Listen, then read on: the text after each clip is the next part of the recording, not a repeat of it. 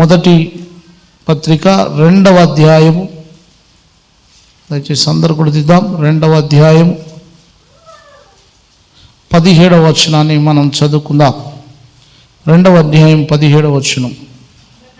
అందరినీ సన్మానించుడి, సహోదరులను ప్రేమించుడి, దేవునికి భయపడుడి. రైట్, అందరు కూడా మళ్ళీ చదవండి ఆ వచనాన్ని. అందరు చూడండి, చెప్పండి. అందరినీ చెప్పండి. అందరినీ, కొందరునా అందరినీ అనుమానించుడి, అందరినీ అనుమానించుడి.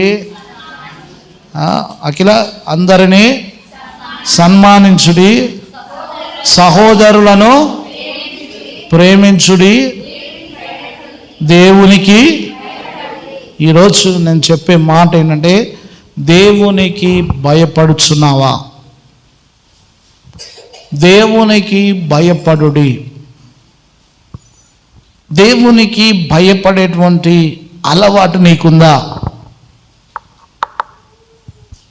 దేవునికి భయపడక, మనుషులకు భయపడక, ఈ లోకంలో నీ ఇష్టానుసారంగా జీవిస్తే, దేవుడు ఈ క్రిస్మస్ సందర్భంగా నీ జీవితంలో ఆనందాన్ని, సంతోషాన్ని నువ్వు పొందుకోలేవు.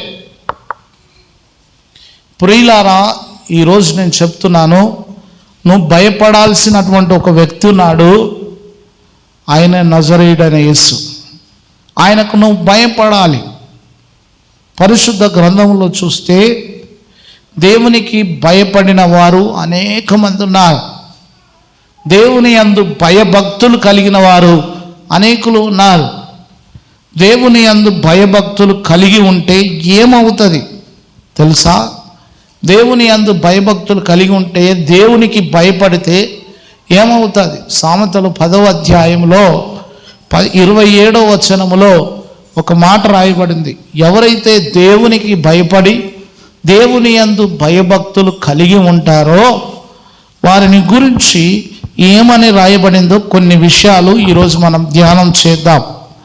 దేవునికి భయపడనంత కాలము నీ జీవితంలో నీకు ఒక నష్టం కలుగుతుంది. ఆ నష్టం ఏంటంటే, నీ జీవితాన్ని నీ చేతులారా నీ ఆయుష్ను తగ్గించుకుంటున్నావు. చూడండి, 10వ అధ్యాయము 27వ వచనం.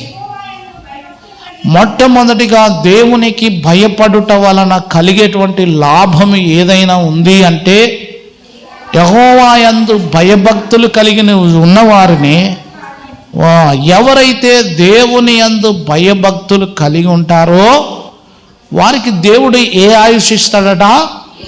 దీర్ఘాయుష్.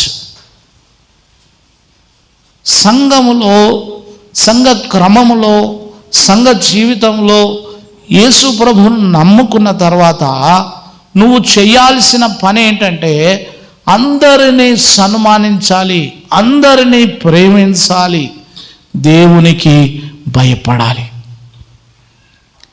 పేతురు ఈ పత్రిక రాస్తున్నప్పుడు ఆయన అనేకమైనటువంటి విషయాలను ఆలోచన చేస్తున్నప్పుడు మొదటి వచనంలో ఈ విధంగా, యేసుక్రీస్తు అపోస్తుడైన పేతురు తండ్రి అయిన దేవుని భవిష్యత్తు జ్ఞానమును బట్టి ఆత్మ వలన పరిశుద్ధత పొందిన వారై విధేయులగుటకును, యేసుక్రీస్తు రక్తం వలన ప్రోక్షింపబడుటకును ఏర్పరచబడిన వారికి, అనగా పొంతు, గలతియా, కప్పదోక్య, ఆసియా, బితీనియా అను దేశములందు చెదిరిన వారిలో చేరిన యాత్రికులకు శుభమని చెప్పి వ్రాయినది, మీకు కృపయు సమాధానము విస్తరిల్లునుగాక.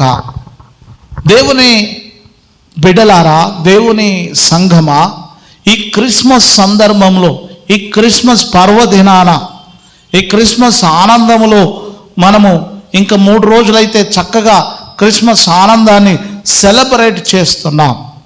దేవుని కృప మన మీద విస్తరించాలి. దేవుని యొక్క వర్ధిల్లేటువంటి ఆయన యొక్క దీవెనలు మన మీదకి రావాలి అంటే నువ్వు దేవునికి భయపడడం అలవాటు చేసుకోవాలి. పేతురు ఈ పత్రిక రాస్తున్నప్పుడు అనేక ప్రాంతాల నుండి వచ్చిన వారిని ఆయన మెన్షన్ చేస్తూ రాస్తున్నాడు. ఇగో పొంతు, గలతీయ, కప్పదోకియా, ఆసియా, బితీనియా దేశముల వారలారా, మీరు అందరినీ సన్మానించండి, మీరు అందరినీ మీ సహోదరులను ప్రేమించండి, దేవునికి భయపడండి. ప్రియులారా, నువ్వు దేవునికి భయపడితే నీకు కలిగే మొట్టమొదటి ఆశీర్వాదం ఏదైనా ఉంది అంటే ఈ భూమి మీద దీర్ఘాయుష్షు చేత దేవుడు నింపుతాడు. చప్పట్లు కొడదాం ఒకసారి. దేవుని అందు భయభక్తులు కలిగి ఉంటే కొడతలేరు. చప్పట్లు కొడదాం ఒకసారి గట్టిగా. దీర్ఘాయుష్షు దేవుడు నీకు ఇస్తాడు. నీకు పరిపూర్ణమైన ఆరోగ్యము నీకు కావాలి, సంపూర్ణమైన ఆరోగ్యం నీకు కావాలి. నీవు నిజంగా దేవుని సన్నిధిలో నిండు నూరేళ్ల ఆయుష్ దేవుడు నాకు ఇవ్వాలి అంటే నువ్వు దేవునికి భయపడాలి. నా జీవితంలో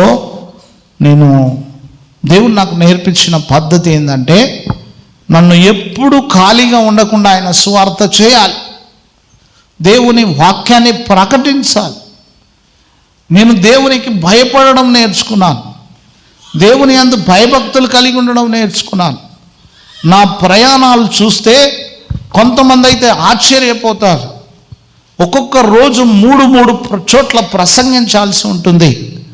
ఒక్కొక్క చోట 3 చోట్ల ఆహారం కూడా సరిగా తినకుండా డ్రైవింగ్ చేస్తూ ప్రయాణాలు చేస్తున్నాను. వాస్తవానికి ఆరోగ్యం క్షీణించిపోవాలి, కానీ నాకు దేవుడు ఆరోగ్యం ఇస్తున్నాడంటే కారణం ఏంటో తెలుసా? నేను నా దేవునికి భయపడుచున్నాను. దేవుని స్తోత్రం, హల్లెలూయా. కాబట్టి దేవునికి భయపడుడి. ఎప్పుడైతే నువ్వు దేవునికి భయపడతావో, ఎప్పుడైతే దేవుని యందు భయభక్తులు కలిగి ఉంటావో, సామెతలో సొలొమోను రాసిన భక్తుడు అంటాడు, యెహోవా యందు భయభక్తులు కలిగి ఉండుట దీర్ఘాయునకు కారణము. నడిప్రాయములో జీవితాలు పోతున్నాయి అంటే, నడిప్రాయములో దేవుణ్ణి విడిచి వెళుతున్నారంటే, నడిప్రాయములో దేవునికి స్థానం ఇవ్వట్లేదు అనంటే కారణం ప్రియులారా, దేవుడు అంటే భయం లేదు, భక్తి ఉన్నది. భక్తి, రేపు క్రిస్మస్కు చాలామంది వస్తారు, వాళ్ళంతా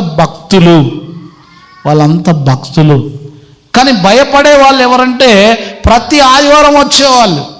దేవునికి భయపడేవారు ప్రతి మొదటి ఆదివారం బల్లలో పాల్గొనేవారు, భయపడేవారు, తమ దశమ భాగాల్ని దేవునికి సమర్పించేవారు. మలాకీ గ్రంథంలో అంటాడు, మీరు నా యొద్ద దొంగతనం చేస్తున్నారు, మీ దశమ భాగాలు ఇయ్యకుండా నా యొద్ద దొంగతనం చేస్తున్నారు. చాలాసార్లు మనకు ఆశీర్వాదం ఉండకపోవడానికి కారణం ఏంటో తెలుసా? మనకు రావలసిన దశమ భాగాన్ని దేవునికి ఇవ్వట్లేదు, 10వ వంతు దేవునికి ఇవ్వట్లేదు, దేవుని ఆలయంలో సమర్పించట్లేదు. దైవజనుడు నీ ఇంటికి వస్తే కనీసం రూపాయి కానుక పెట్టట్లేదు. అది నీ భక్తి. ఆ భక్తి చెల్లదు ప్రియులారా, ఆ భక్తి చెల్లదు. ఆ భక్తి దేవుడు అంగీకరించాడు. గ్లాసును మనుషులు వెళ్ళి ఇవ్వలేనటువంటి కుటుంబాలను నేను చూస్తూ ఉన్నాను. ఇది హృదయ విదారకమైన ఒక సంఘటన.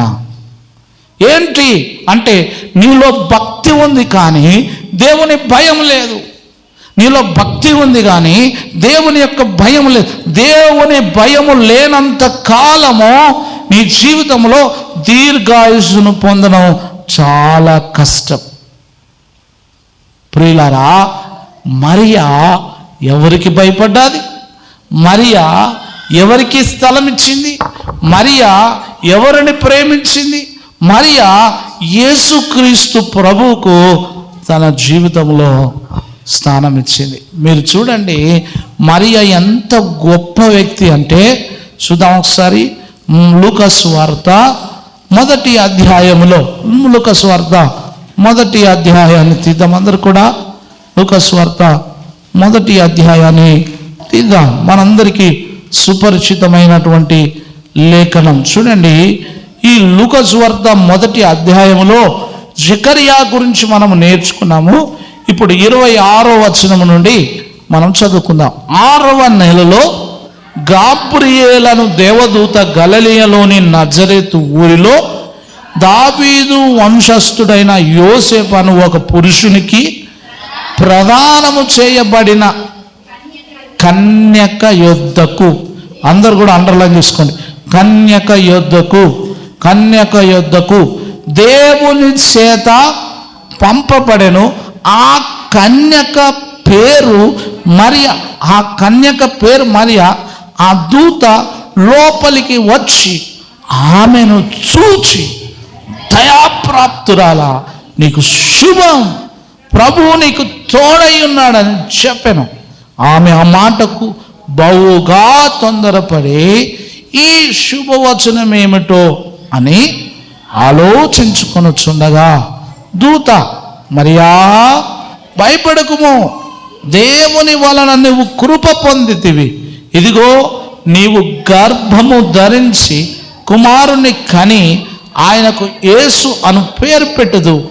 ఆయన గొప్పవాడై సర్వోన్నతుని కుమారుడు అనబడును. ప్రభు అయిన దేవుడు ఆయన తండ్రి అయిన దావీదు సింహాసనమును ఆయనకిచ్చును. ఆయన యాకోబు వంశస్థులను యుగయుగములు ఏలును. ఆయన రాజ్యము అంతము లేదై ఉండునని ఆమెతో చెప్పాను. అందుకు మరియా, నేను పురుషుణ్ణి ఎరగని దాననే, ఇది అలాగూ జరుగునని దూతతో అనగా, దూత, పరిశుద్ధాత్మ నీ మీదికి వచ్చును, సర్వోన్నతుని శక్తి నిన్ను కమ్ముకొనును గనుక పుట్టబోవు శిశువు పరిశుద్ధుడై నా మాట వినండి, పుట్టబోవు శిశువు పరిశుద్ధుడై దేవుని కుమారుడు అనబడు. అందరూ విందాం, ఇటు చూద్దాం అందరం. దేవుని యందు భయభక్తులు ఎంత కలిగి ఉంటే మరియ గర్భములో పరిశుద్ధుడు పుడుతున్నాడు. హలో అందరు కూడా నా మాట వినండి. మరియ ఎవరికి భయపడింది? మరియ బంధువులకు భయపడలేదు, మరియ తోబుట్టువులకు భయపడలేదు, మరియ చుట్టుపక్కల సమాజం ఏమనుకుంటుందో అని ఆమె భయపడలేదు, ఆమె మీద ఇదిగో నిందొచ్చేస్తుందని భయపడలేదు, మరి నన్ను చేసుకోబోతున్నటువంటి యోసేపు నన్ను తృణీకరిస్తాడేమో అని భయపడలేదు. ఆమె ఒకే ఒక్కరికి భయపడింది, యేసు ప్రభువుకు భయపడింది. చప్పట్లు కొట్టి దేవుని మహిమపడదాం. దేవునికి భయపడి దేవుని యందు భయభక్తులు కలిగిన మరియా దేవునికి భయపడి తన కన్యత్వములో తను ఒక కన్యక ఉన్నప్పుడు, ఎటువంటి పురుషుణ్ణి ఎరగనటువంటి బిడ్డగా ఉన్నప్పుడు, ఈ లోకములో చూడండి, పెళ్లి కానటువంటి స్త్రీ గర్భం దాల్చిందంటే ఎన్ని అవమానాలు, ఎన్ని అపనిందలు, ఎన్ని రకాలైనటువంటి సూటిపోటి మాటలు, ఎన్ని రకాలైనటువంటి నిందలు, ఎన్ని రకాలైనటువంటి అపోహలు, ఎంతమందితో కూడా అక్రమ సంబంధం ఉందని మాట్లాడుకున్నటువంటి పాప ప్రపంచంలో మనం బ్రతుకుతున్నాం. అయితే మరియా వీటికి భయపడలేదు. మరియా దేనికి కూడా భయపడలేదు. మరియా భయపడింది ఏంటో తెలుసా? నిందలకు ఆమె భయపడలే, దేవునికి భయపడ్డది. బంధువులకు ఆమె భయపడలేదు, ఆమె దేవునికి భయపడింది.